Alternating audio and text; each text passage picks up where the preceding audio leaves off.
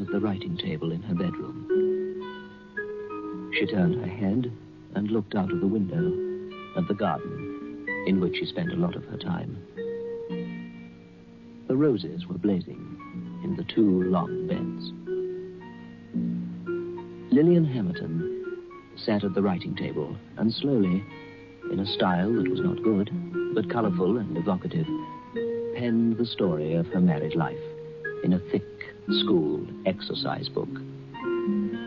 The last chapter was not going to be written, of course, for the final chapter of any autobiography must remain unwritten. Poor Lillian. Poor Lillian. Oh, dear. You must mow the lawn. So much work to do. Delphiniums, campanula, regale lilies, Canterbury bells. All dead now. Must remove their little dried-up heads. The roses are like... neon lights. Never seen roses so bright, like neon lights. Jason. Jason. He was her husband. His favorite color was blue. And on their honeymoon, she had worn blue to please him. But blue had never suited her, and so she had stopped wearing blue. Greens and burnt oranges suited her best, yellow too. She looked good in yellow. She looked especially good in her yellow dressing gown. Beyond Midnight by Michael McCabe.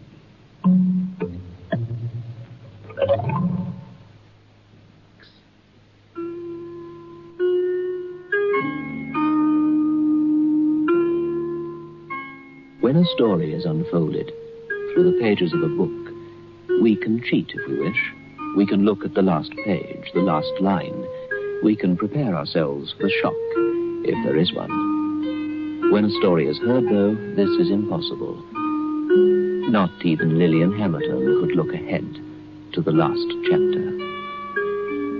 We, too, shall have to wait a while before we learn the last chapter's secret.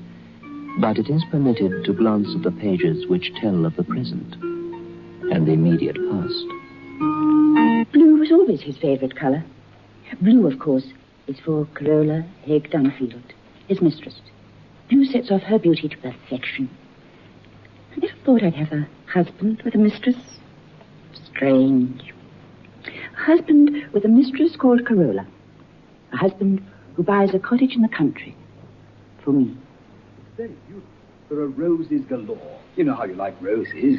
It's not far from Pangbourne and within easy reach of London. I'll tell you what we'll do. Mm-hmm. Listen, we leave Henrietta behind in Cheney Gardens at weekends. Nurse Rooney can have her. Why?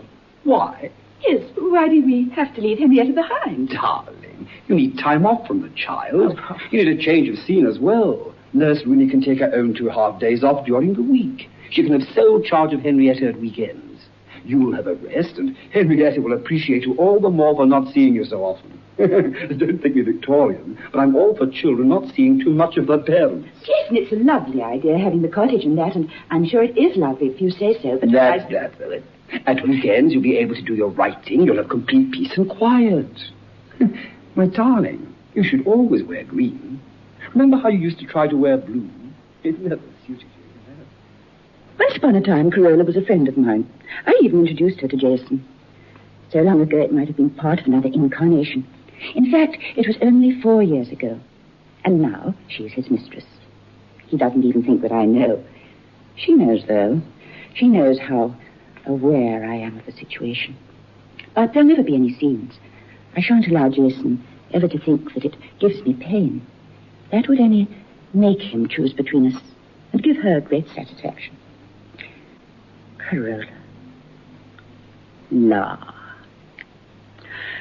Oh, how I hate the way she puts everything into its diminutive. Henny, so lucky to have such a beautifully secure childhood. I mean, despite her illness. I mean, it must be so nice to have such secure parents. My childhood was positively penniless, absolutely nomadic. And Rue is so good to her. You know. You mean Nurse Rooney, don't you, Carola? I thought... Pardon? Oh, yes, that's what I said. Rue is so good to her. She's like a mother. I was going to say I met Jim the other day. Oh, and please don't call me Corolla, my dear. I do hate it. La is so much friendlier. Anyway, I met Jim down the other day, and a Giglio. You mean? You're determined to take the long way round, dear, aren't you? Anyway, Jim has become a complete bohemian. She's no sense of responsibility at all. Hello, you two. Hello, Jay, darling. I was just telling Lily about Jim. Oh, isn't Lily funny, Jay? So serious.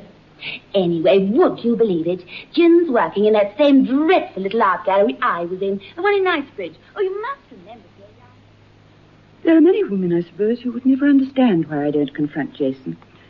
Why I don't tell him that I know Corolla is more than just a family friend. But I shan't tell him that I know. I'm too frightened of what would happen. And at least this way he is mine, even if I have to share him occasionally. He was always faithful to me before Corolla, I think. Yes, I know he was. It's hard to think she took him away while Henrietta was ill. I suppose she has no real feelings at all. To take a woman's husband away during the sickness of their only child would only have added spice to the affair as far as she was concerned. But poor, poor Henrietta. And Lillian looked out again at the roses and the dried heads of the Canterbury bells, and tears of sadness came into her eyes as she thought of Henrietta. The child had been 10 when polio had struck, and it had left her paralyzed in her arms and her right leg. It had happened when they had gone as a quartet on holiday to the west of Ireland. Lillian had thought that the little girl had been suffering from flu, and a lot of precious time had been wasted before a doctor had been summoned from Limerick. It was my fault. Always my fault. I was stupid. I shall never have another breakdown, though. I shall remain strong from now on. I shall put up with this piracy, no matter how many times Jason mysteriously finds that he's got to be away on working weekends. I shall never admit that I know. I won't give her that satisfaction. And I've got Henrietta. There was a time when I felt that it would be easy for me to kill La. Oh, yes. I believe I could have killed her quite easily. Especially the day when she first let me know about her and Jason. And she did it so cleverly, without saying a word. Just by her silences when I talked about him. Of course I'm fortunate. And don't think I don't realize that. I have a clever husband. And it's awful to say this, but when his mother dies, he'll be even richer. Little Henrietta will be an heiress. You're so loyal to Jay, darling. He appreciates it so much. Does he? Yes. You know he does. Don't you? Yes, he appreciates me. I love him very much. And if he ever left me, I don't think I could go on living.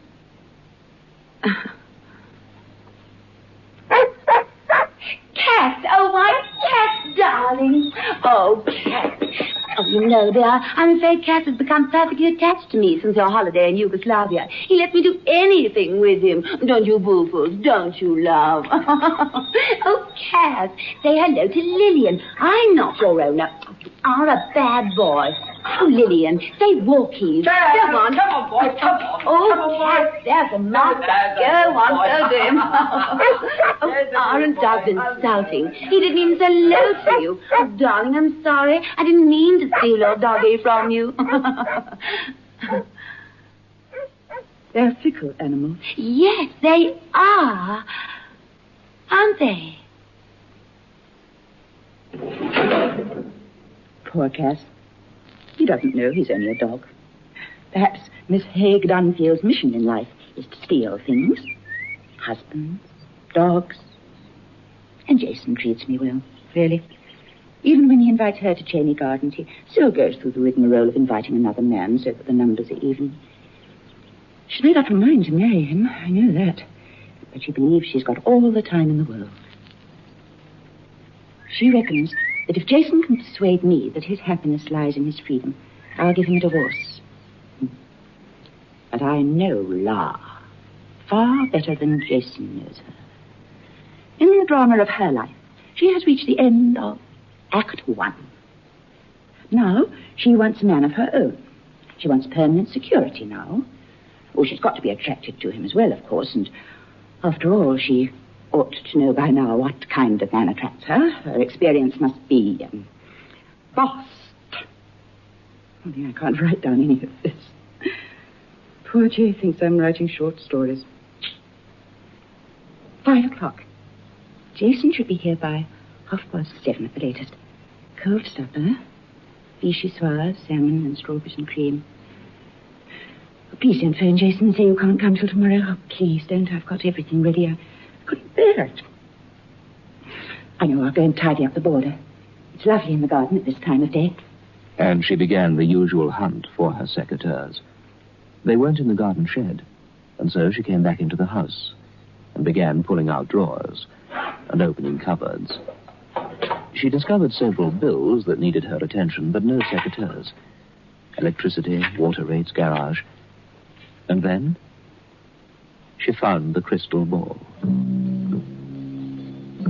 I say found. She knew it was there, of course. She used to believe she could tell fortunes by it. Smiling nostalgically, she brought it up to her face, almost caressing its cold, spherical surface. Crystal ball. And if Corolla Haig Dunfield, what an unattractive name, had come to the end of Act 1 of her life, then so had Lillian Hamilton, as she sat quietly by the writing desk and gazed deep into the crystal.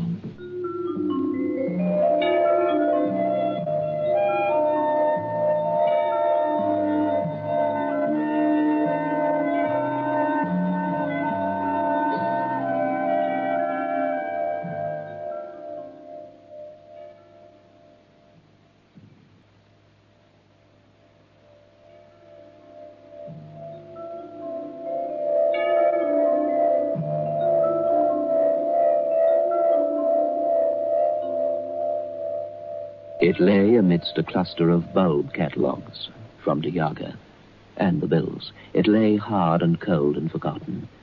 And smiling nostalgically, she took up the crystal ball with which she had once told fortunes. I'd forgotten all about you. He'd be so angry, Jason would, seeing me hold this again. My psychic powers were always very modest. So. Oh, Jason. You were born with a dislike for all soothsayers and seers. Nothing. It looks dead, empty. I used to see things. I did, really, no matter what Jason may think. I used to see things. Good things. Bad things, too.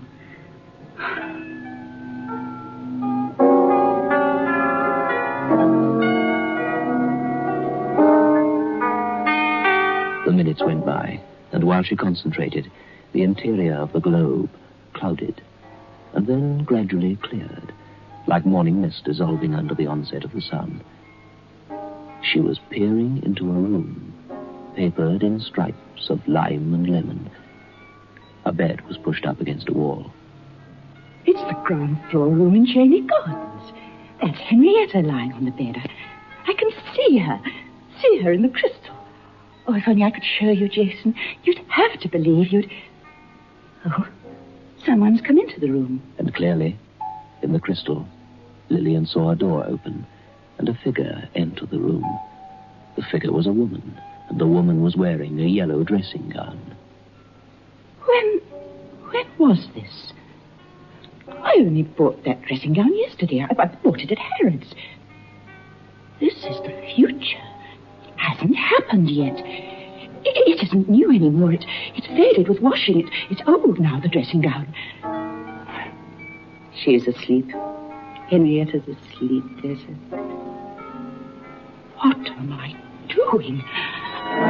What am I doing? And Lillian Hamilton watched herself in the future, in the crystal, take a pillow from beside the sleeping child's head and press it over its head and press and press and press.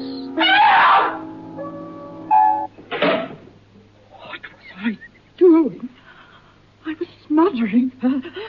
I was killing my baby. It can't be true. Jason's right. It is rubbish nonsense, because if it was true, how could I go mad, insane, and be the murderer of my baby? Life couldn't be so terrible. It couldn't.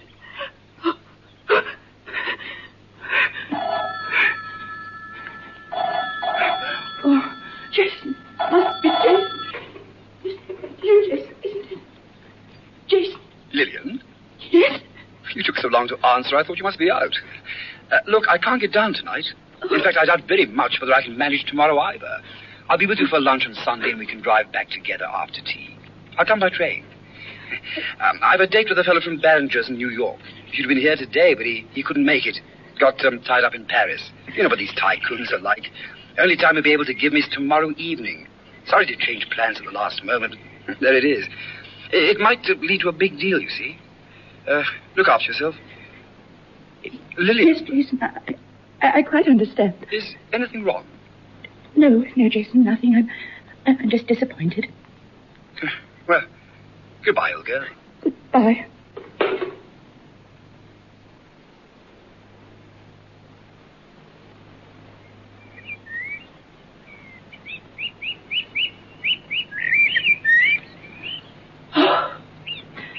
I'd like to be imprisoned in this garden forever, in a timeless and beautiful July.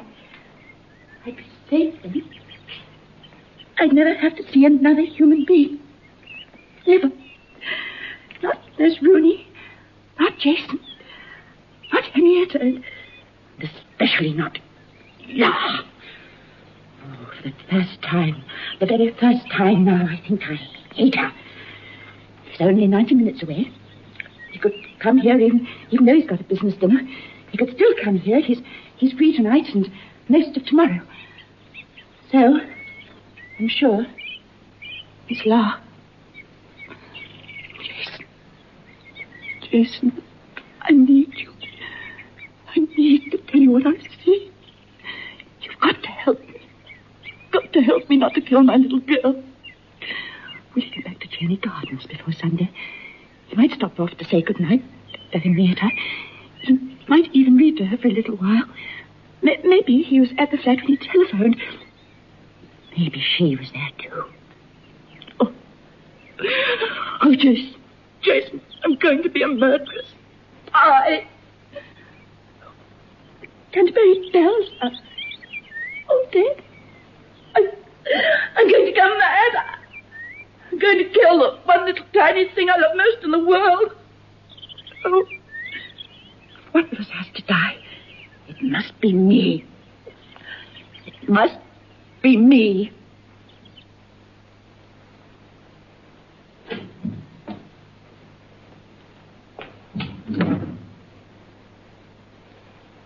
Must be me. Jason adores her. He'll look after her. He'll take care of her. If I do it, it won't matter. I'll be saving Henrietta. I'll open the way for Jason and La, but it doesn't matter. Jason won't suffer. La will make him see that it isn't his fault. She's so persuasive, so assured. Poor Lillian. Oh, Jay, darling, I'm not to blame yourself. She was always unstable, darling. You mustn't fret so. I understand. In a way, she acted very courageously. It's all over now. You must think about yourself and Henny and me.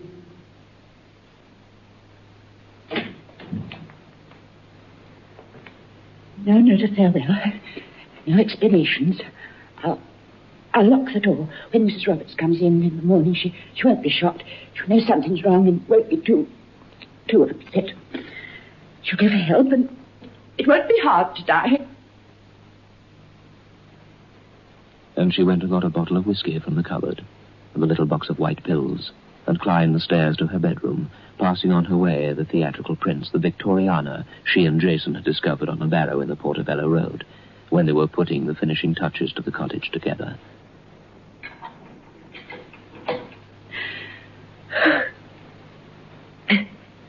Dear Crystal Ball, it's you I have to thank. You saved my little girl's life. You've shown me what I must do. Thank you.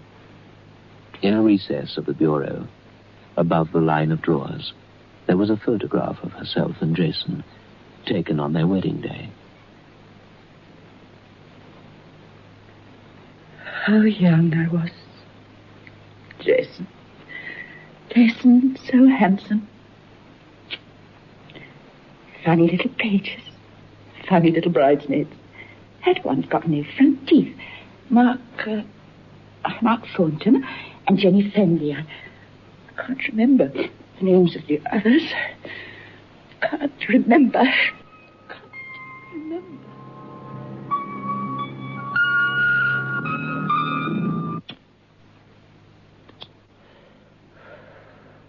Thank you, my darling.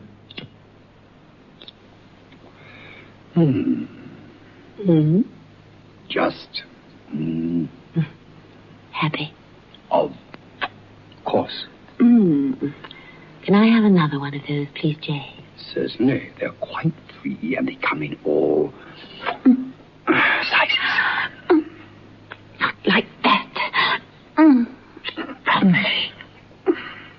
And in the cottage, in the country, in a bedroom, above the garden where the Canterbury bells had faded and turned brown and brittle, stood a half-empty whiskey bottle on a table beside a bed. Near it, a box that had once contained pills.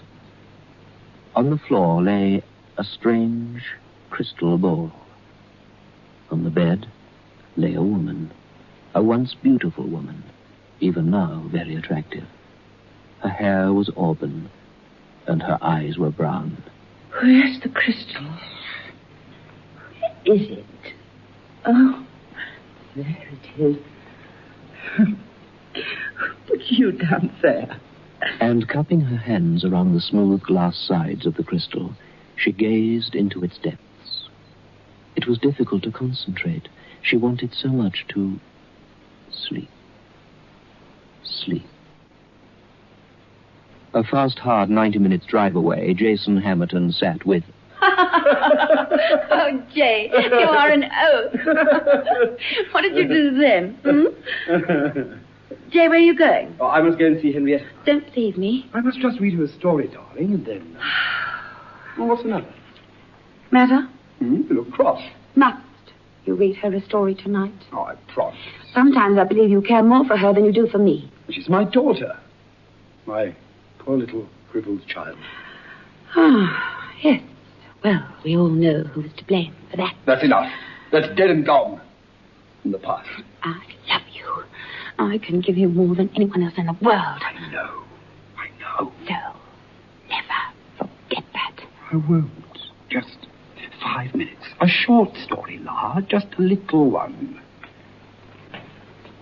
Dreary little cripple. How I loathe and detest her child.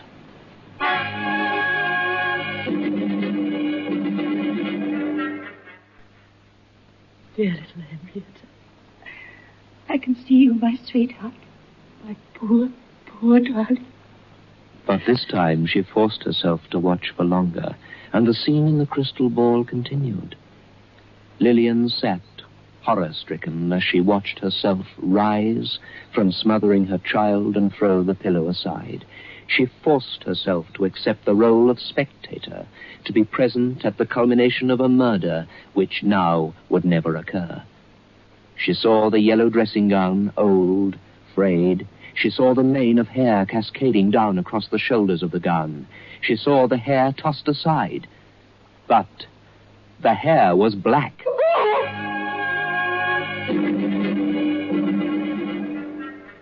You are funny, Lillian.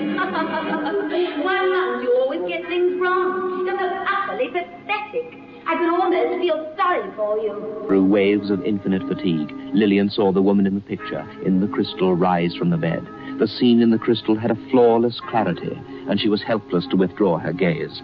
As she got to her feet, the woman in the crystal turned her head on its lovely neck and looked straight in her direction, and the beautiful azure blue eyes were bright with malice and mockery. Lillian was incapable of rousing herself. She was sinking fast into the quicksands of inertia. The woman in the yellow dressing gown was La.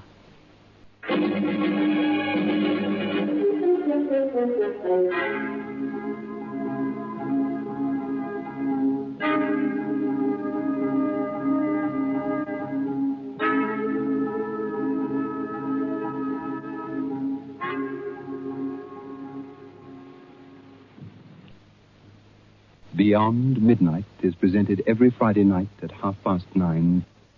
The program is adapted for broadcasting and produced by Michael McCabe.